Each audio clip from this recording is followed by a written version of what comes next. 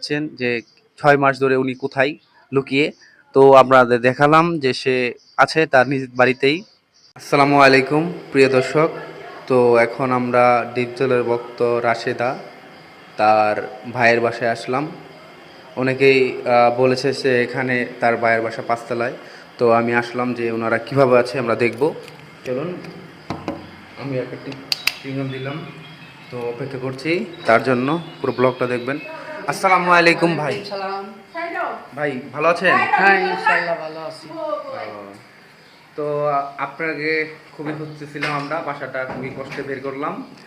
তো আপনি যে ফোন করেছিলেন বা আপনাকে আমরা ফোন করেছিলাম, আমরা দীর্ঘ 6 মাস ধরে সোশ্যাল মিডিয়াতে আপনার ডিপজলের ভক্ত রাশেদাকে দেখতে পাচ্ছি না।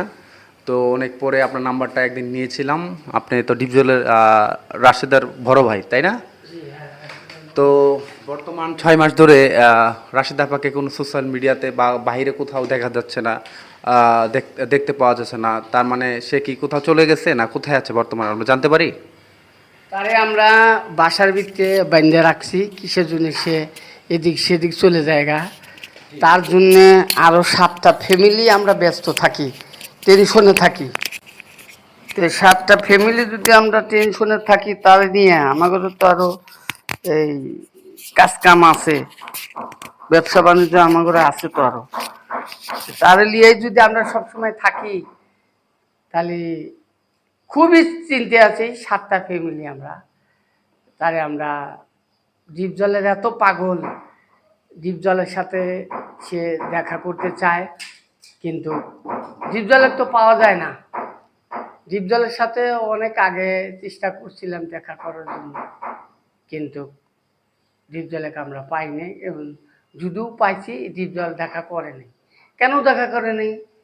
সে বাংলাদেশে একজনের ভক্ত একজন হতেই পারে, কিন্তু সে ভক্ত হয়ে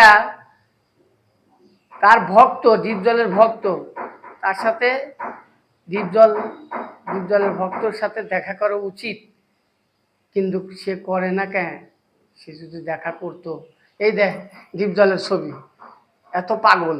প্রিয় দর্শক, আপনারা দেখতেই পাচ্ছেন যে ডিপজলকে তিনি কত ভালোবাসেন। তার প্রত্যেকটা স্মৃতি তার দেওয়ালে দেওয়ালে লেগে রেখেছে।